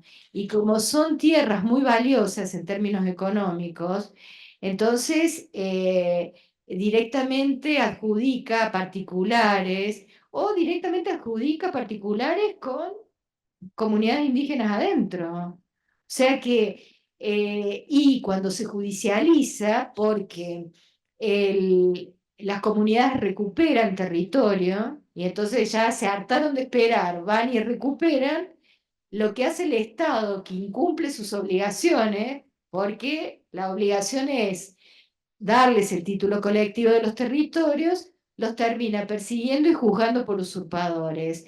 Y tenemos juicios por usurpación para hacer dulce en el sur. O sea que, y que también, digamos, complicadísimo, porque está ahí la justicia penal, digamos, que puede que tener, digamos, la justicia penal en la nuca de una comunidad, de miembros de comunidades, es terriblemente hostil y es muy violento, y entonces uno intenta como abogado sacar el ámbito penal y que en todo caso se litigue en lo civil, y bueno, y no se está logrando, porque en realidad hay que decir las cosas con todas las letras. Los fiscales tienen la bajada de línea clara de que hay que ser súper estrictos con las comunidades que recuperen. Entonces ahí, digamos, hay un cruce entre el poder político, el poder económico y la justicia que no sé si sabían o no, pero no es imparcial. Entonces, este es, digamos, el contexto y, digamos, el resultado. Entonces, a tu pregunta te diría que hoy es muy difícil, pero bueno, se van avanzando con pasitos de hormiga y las comunidades realmente dan la lucha y así como relataba Antonio, que ponen, digamos, el cuerpo, lo siguen haciendo. Entonces, creo que como que hay que extraer, o sea, como lo positivo en el sentido de que es muy ejemplar lo que hacen, porque están, digamos, ponen en riesgo, digamos, su propia libertad, si se quiere, porque saben que van a ser juzgados eventualmente por usurpación. Pero bueno, es bien complejo el tema.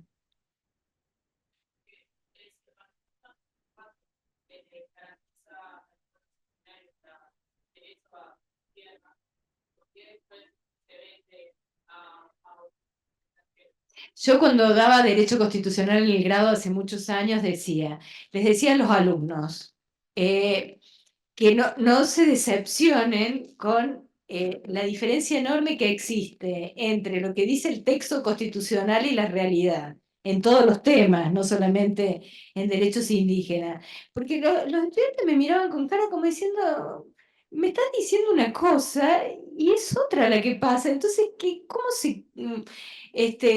¿cómo se come esto? Y bueno, o sea, hay una dimensión prescriptiva que es relevante y que hay que intentar que se acerque con la realidad. Pero lo cierto, y nosotros quienes trabajamos estos temas, hemos acuñado la frase la brecha de implementación. O sea, hay una distancia enorme entre los derechos y la efectivización o el goce de esos derechos. Nosotros pensábamos que era una cuestión de capacitación y de difusión de derechos y que esa brecha se achicara. Pasaron los años y la brecha se va ensanchando. Y ahí esto se explica por los intereses económicos en juego, sobre todo, digamos, en relación a las disputas territoriales. Aquí. Buenas noches, le quiero agradecer. Mi nombre es Beatriz, soy estudiante de abogacía, a pesar de mi edad, ya estoy casi en el segundo año y le agradezco enormemente a Antonio y también le agradezco el poder participar. Me emociona muchísimo porque yo soy descendiente de Mocoví. Hace 2 años que yo me entero de que soy nieta de un cacique. Así que para mí es un honor, es un orgullo y toda la lucha de mi gente, porque yo pertenezco a este pueblo. Y le quería preguntar a usted, ¿por qué el Estado olvida? Yo que estoy haciendo, bueno, hice Derecho Constitucional y ahora Teoría del Derecho. la Constitución tendría que estar siempre en nuestras manos, igual que en los políticos, igual que en los distintos poderes, divisiones del poder, el poder ejecutivo, el legislativo y judicial. ¿Por qué se olvidan de estos artículos que son tan importantes y especialmente para estos pueblos, para nuestros pueblos originarios? A mí me duele muchísimo de que no se tenga en cuenta lo que han escrito y han jurado, porque la Constitución se jura. No sé si era para usted o para mí. Antonio, ¿quiere decir algo? No sé si...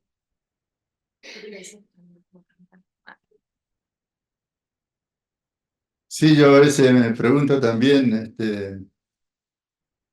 qué difícil es para los gobiernos reconocer el derecho de los pueblos originarios, porque en realidad es un derecho legítimo, porque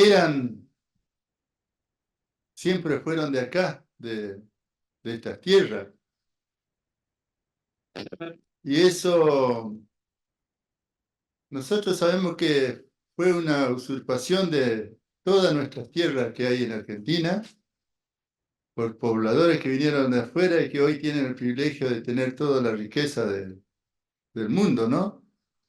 Y nos puede reconocer y garantizarle de que devolverle, restituirle ese derecho a poder vivir también bien a las poblaciones indígenas. Yo le digo, tan difícil es para los gobiernos reconocer eso, porque sería devolverle parte de esas tierras y también, por supuesto, la necesidad de que los gobiernos puedan apoyar ese desarrollo comunitario que puedan tener todas las comunidades. Tanto le cuesta porque en realidad no tendrían que ser un problema las comunidades aborígenes, sino que tendría que ser parte también de la sociedad, que estén también, porque las poblaciones creo que saben trabajar y que puede ser muy útil todo lo que puedan desarrollar en sus comunidades.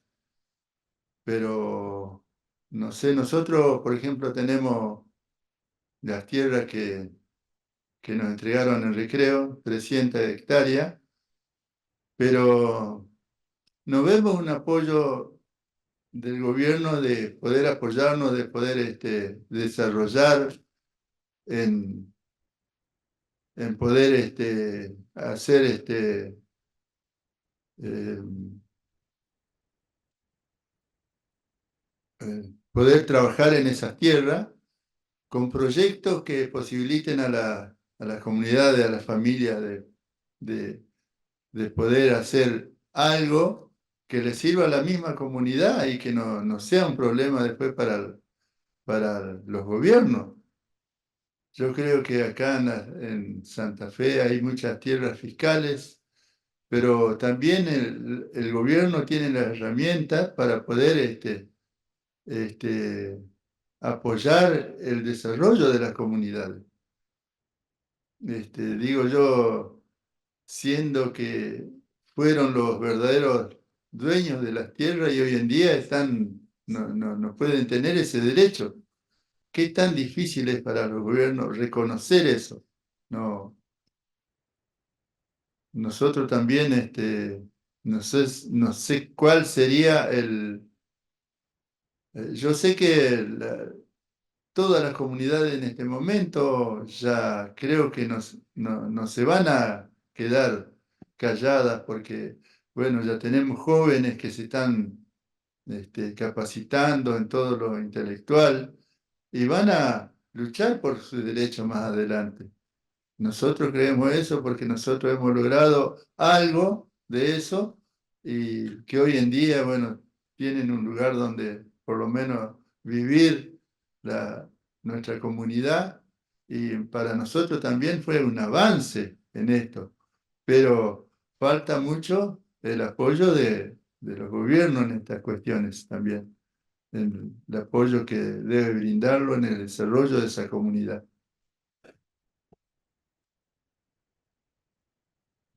Bueno, buenas noches. Yo por mi parte, antes que nada, quería agradecerle, bueno, a Antonio y a Silvina por estar hoy acá. También le quería agradecer al grupo de mujeres del pueblo Mocoví, del Besia y de Callastá, por haber viajado 2 horas de ida y, bueno, 2 horas de vuelta que ahora les tocan. La verdad que sumamente agradecida de estar acá hoy. Y también como egresada de esta universidad y de esta facultad, la verdad es que me llena el corazón, me enorgullece mucho que hoy en día acá en el aula Vélez Sarsfield estés vos, Antonio, que nos hayas compartido tu experiencia de lucha en primera persona, porque la verdad es que he venido muchas veces a este aula y que hoy estés vos ahí me parece algo hermoso y creo que eso es la educación pública, gratuita y laica, por lo que todas y todos luchamos. Así que bueno, eso me parece sumamente hermoso. Y bueno, Antonio, te quería preguntar si nos podrías compartir algunas palabras específicamente a nosotros y a nosotras los jóvenes de hoy en día, algunas palabras de aliento para poder continuar luchando por la vida que queremos, por nuestros deseos, por lo que creemos imposible, por lo colectivo, en estos tiempos que realmente angustian mucho, que generan ansiedades, tiempos en los que, como decía Silvina, se habla mucho de libertad, pero una libertad que pareciera que solo es en relación al mercado, una libertad meramente individual. Así que bueno, vos, Antonio, que nos compartiste tu experiencia de que junto a otros compañeros lucharon por lo colectivo, a pesar de tener condiciones sumamente desfavorables, y nos compartías tus angustias y tus tristezas de ese momento, pero que, bueno, lograron un cambio que tal vez en ese momento lo creían imposible, pero resultó siendo posible gracias a ustedes. Así que bueno, eso, como unas palabras de aliento para que el árbol no nos siga tapando el bosque. Y muchas gracias a todos y todas.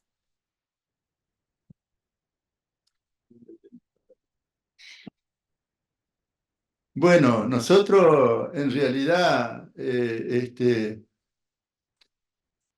con ese inciso me parece que también nos hacen fuerte a nosotros, porque tenemos un elemento, tenemos también un fundamento, cómo encarar nuestros derechos, cómo poder plantear nuestros derechos. Yo creo que ya no nos vamos a callar, porque nosotros vemos en nuestra comunidad, hay muchos jóvenes nuevos con mucha expectativa de vida, y esto a mí me parece que nosotros en la comunidad creo que son las más fuertes que tenemos de este momento, son las mujeres, son las que encaran muchas cosas, muchos planteos le hacen, por ejemplo, a la municipalidad, en la educación, en la salud, en todo.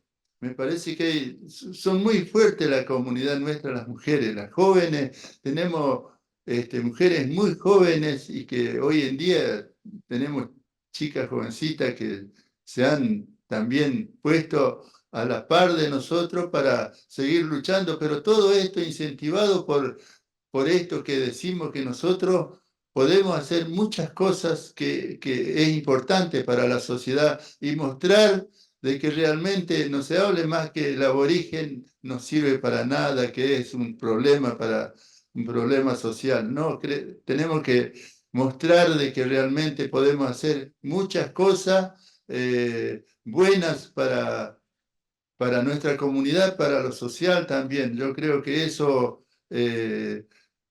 yo en realidad apunto mucho a la educación. Es mi,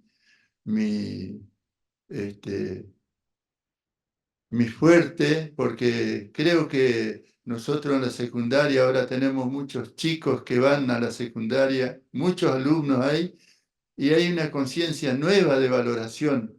Y cuando hay valores que uno dice, bueno, yo quiero hacer algo en esta vida, y no como éramos antes nosotros que agachamos la cabeza sin poder protestar, sin poder proponer nada ni para nosotros ni para nadie.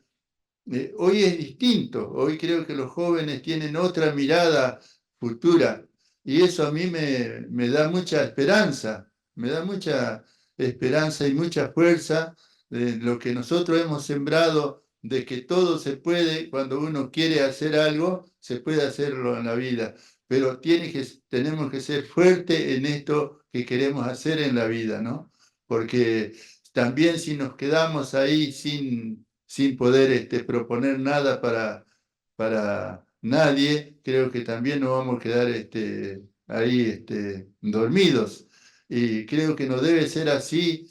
Tenemos hoy en día un elemento muy fuerte que es nuestros derechos, que está reconocido constitucionalmente en cuanto al derecho a la preexistencia, vamos a decir, el reconocimiento de la preexistencia y la garantía de nuestra educación bilingüe intercultural y poner en alto nuestra identidad y también de nuestras organizaciones que se fortalezcan y yo creo que podemos abrir un camino importante, futuro, ¿no? Todo se puede, pero tenemos que unirnos cada vez más en nuestras comunidades y proponer lo que quiere una comunidad y seguir gestionando todo lo que queremos hacer, porque no nos podemos quedar también de brazos cruzados en este momento. Y eso creo que se puede lograr muchas cosas. Yo tengo mucha esperanza en eso.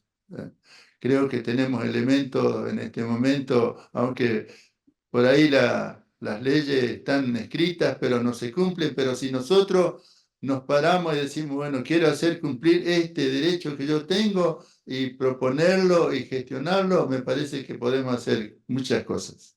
No sé si es eso lo que más o menos, yo creo, lo creo así. Otra más para vos, ¿sí?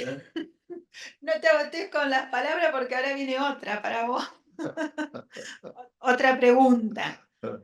Sí. Tania Luz Radaeli dice, hola, muchas gracias por la exposición. Una pregunta para Antonio. Él cuenta su experiencia personal, que desde los 12 a los 35 años se negó a hablar su lengua. ¿Qué lo movilizó a los 35 años a emprender con tanta fuerza y tanto corazón la causa? Bueno, ahí ya voy a entrar en otro terreno. Yo cuando me reconocí como mocoví, yo a los 24 años me convertí al Evangelio. Y en el Evangelio siempre escuchaba una palabra, dice, ama a tu prójimo como a ti mismo. Y después dice, hay otra versículo, dice, el que se negare aquí en la tierra, será negado también en el reino de Dios. Eso, hablando eso ya dentro de la iglesia. Y yo no entendía cuál era mi prójimo. Yo dije, ¿por qué habla del prójimo? Y un día, caminando en el barrio, veía tanta pobreza en el barrio donde vivo yo, y me hice una pregunta. Yo dije, ¿por qué estamos viviendo así? Fue como una pregunta a mí mismo. Y escuché algo como en mi conciencia que me dice, porque ustedes niegan su identidad cultural. Yo les cuento que me fui a una calle más o menos unos 300 metros de donde vivimos hasta la vía. Fui llorando y volví llorando porque en ese momento yo recién reconocí este ser, esta persona, ¿no? Yo dije, eso quiere decir, ¿cómo yo puedo amar a otros si yo no amo a esta persona que soy yo? Así que me volví y llegué a la casa de Rubén Vázquez, lo conoce María José, y le conté lo que yo había sentido, muy emocionado estaba, y cuando le cuento a él, bueno, me abraza y nos abrazamos y lloramos los dos. Y bueno, dijimos, vamos a organizar nuestra comunidad. Fue ese en el año 1988. Y, y vamos a identificarnos como moscovíes acá en la ciudad. Bueno, así que reunimos a todos los ancianos de la comunidad en una reunión y les conté lo que yo había sentido. Y bueno, los ancianos también lloraron en ese momento porque se sintieron emocionados por ese sentir que yo estuve. Bueno, dijo, lo que vamos a hacer, vamos a reunirnos, dijo, vamos a hacer otra reunión y vamos a hacer un acta y vamos a identificarnos ante el gobierno. Así que ahí hicimos un acta, firmaron todos los presentes. Eran muchos ancianos que estaban en ese momento, la mayoría eran ancianos, porque la mayoría de los jóvenes negaban su identidad cultural. Y bueno, así que vinimos a casa de gobierno a presentarnos, bueno, solicitando tierra, y que nos ayude el gobierno, porque había en estado muy precario en cuanto a lo económico, ¿no? Y bueno, así que después el gobierno manda, en ese momento estaba la Secretaría de Promoción Comunitaria, en el tiempo del gobernador Reviglio. Y bueno, cuando llegan allá los funcionarios del gobierno, llegan con el diario Litoral. Y entonces ahí el diario Litoral publica, dice, hay indios en Recreo, como una novedad. En la tapa estaba eso, en la tapa del diario. Hay indios en Recreo, dice, nosotros lo miramos, bueno, sentimos, mirar lo que hicimos acá. Y bueno, fue un debate entre los jóvenes, me atacaban mucho que por qué yo los denuncié a ellos que eran indios, que eran esto. Fíjense lo que nos costó a nosotros identificar, lo que costaba identificarse ante la sociedad de ser indios, ¿no? Nos costaba mucho a nosotros. Eso, por eso yo le digo, la negación a nosotros nos hizo mucho daño en nuestra espiritualidad como pueblo, nos dañó espiritualmente porque como que nos tiró al piso el tema de la negación. Y bueno, desde ese momento yo fui uno de los que promoví mucho a la comunidad de tener fuerza y luchar, y así que empezamos a hacer proyectos. Y bueno, cuando reunimos ya, eran 60 familias en mi comunidad. Cuando ya nos reunimos como comunidad, propusimos lo que queríamos.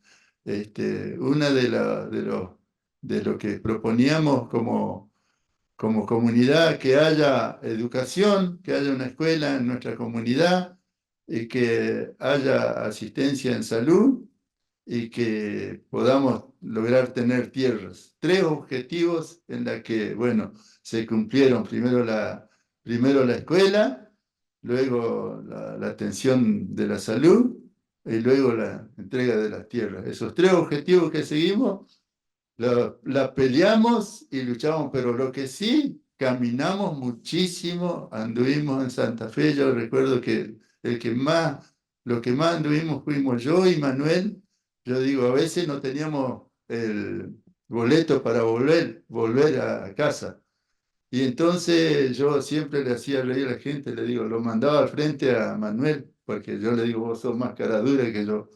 Le digo, entramos en un bar pidiendo monedas para poder volver al Recreo, haciendo gestiones en Recreo, y eso yo les cuento y parece que fuera mentir, pero nosotros lo vivimos, a veces con hambre, con todo eso. Nosotros acá en legislatura, en Casa de Gobierno, lo que necesitábamos, planteábamos al gobierno. Pero eso también nos hizo fuerte porque tanta necesidad que uno tenía, y que uno lo reconozcan, eso nos hizo fuerte para pelear toda esa experiencia. A mí me ayudó mucho cuando se hizo la reforma aquí, de poder plantear fuertemente a los convencionales. Yo era una persona que hablaba muy duramente a los convencionales porque ya me había fortalecido en mi espiritualidad como aborigen moscoví. Eso, no sé si respondí Eso me hizo muy fuerte a mí. Y eso después le cuento yo, no me avergüenzo de contarlo porque eso es lo que a mí me ayudó después. Cuando yo reconocí mi identidad cultural, medio día casi estuve llorando, porque como que recién yo me di cuenta de cómo menospreciarse a uno mismo. Es doloroso pensar. Yo este ser lo menospreciaba y no quería saber nada, a pesar de que iba a las iglesias evangélicas y dentro de nuestras predicaciones que nosotros hacemos dice que no tenemos que mentir. Y yo, negando mi identidad cultural, yo estaba mintiendo continuamente a la gente. Fíjense que llegamos una vez a una iglesia, les cuento esta anécdota, con el evangelista que viajé a Buenos Aires, a una iglesia. Habíamos comprado traje para esconder la identidad cultural. Le digo, si nos ven con traje van a decir que no somos indios. Y llegamos allá en una iglesia y bueno, nos recibieron y nos hicieron sentar adelante. Y el que coordinaba la iglesia, el que coordinaba el culto evangélico, dice, bueno, dice, agradecemos, hoy tenemos visita, dice, están nuestros hermanos de Santa Fe, nuestros hermanos aborígenes, dijo, no dijo. Ay, usted sabe el calor, yo no sabía qué hacer porque empecé a transpirar. Claro, nosotros creíamos que iban a decir estos señores que vinieron a sentarse acá, nada que ver, gracias, dice, porque está nuestro hermano aborigen en medio de nosotros. Y eso a nosotros nos fue como puliendo nuestra personalidad como indígenas, ¿no? Y eso nos hizo muy fuerte, y a mí me hizo muy fuerte dentro del organizativo en la provincia, porque nosotros después fuimos los organizadores en la provincia de que todas las comunidades se reconozcan y se organicen y seguimos caminando a todas las comunidades. Yo conozco todas las comunidades de la provincia de Santa Fe, del Chaco, muchos lugares, y fui muy reconocido porque, bueno, siempre hablé así, decir la verdad, ¿no? No avergonzarse de lo que nos pasó, porque parte de esto, a veces uno cuando cuenta la verdad, también le toca mucho, lo sensibiliza mucho el que tiene la identidad cultural, ¿no? Entonces ahí comienza a reconocerse también. Yo a los chicos les cuento y lo hago reír de todo, porque también hay muchas anécdotas muy graciosas que nos pasó a nosotros y bueno, las contamos para también llevar la alegría a todos los jóvenes, a los niños.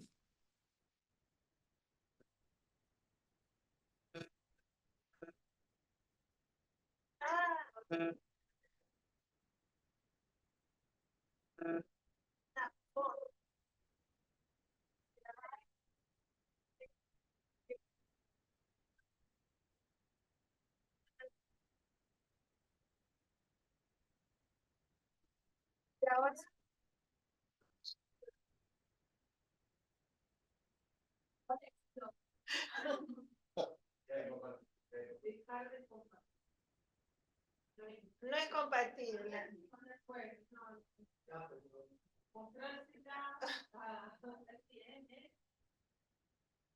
No sé si le contesté la pregunta. Sí, sí, claro que sí. Sí, sí, contestada la pregunta. Hay una foto ahí que parece como que estás vos, Antonio. A ver si podés dar fe o no. A ver. Antonio se reunió con el consejo en la convención. A ver si sos vos, porque.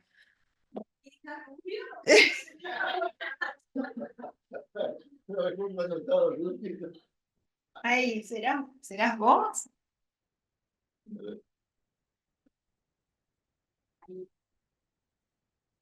¿Sí? Este. No, no. Este. Soy yo. Es. De verdad que era rubia. Este que está acá en Manuel. Este Rufino. Acá está Alfonsín. Mira. Ah, sí. ¿Es Rufino? ¿Vos decís? Parecía Manuel, No, Manuel, no. pero que Rufino después se enflaqueció. Nosotros nos mandaron al frente, la organización nos mandó al frente a Rufina, porque también Rufina era así. Ajá. Bueno, la verdad que llegamos a un horario ya máximo, porque también tienen que volverse las hermanas que vinieron de Callastá, del Bestia, acá a Recreo también. Pero bueno, fue un momento muy intenso de compartir, un diálogo muy fructífero.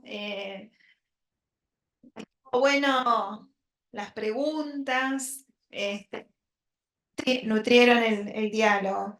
Así que de vuelta los agradecimientos a todos y a todas quienes hicieron posible este encuentro y especialmente agradecer de nuevo a Antonio y a Silvina que nos brindaron este espacio.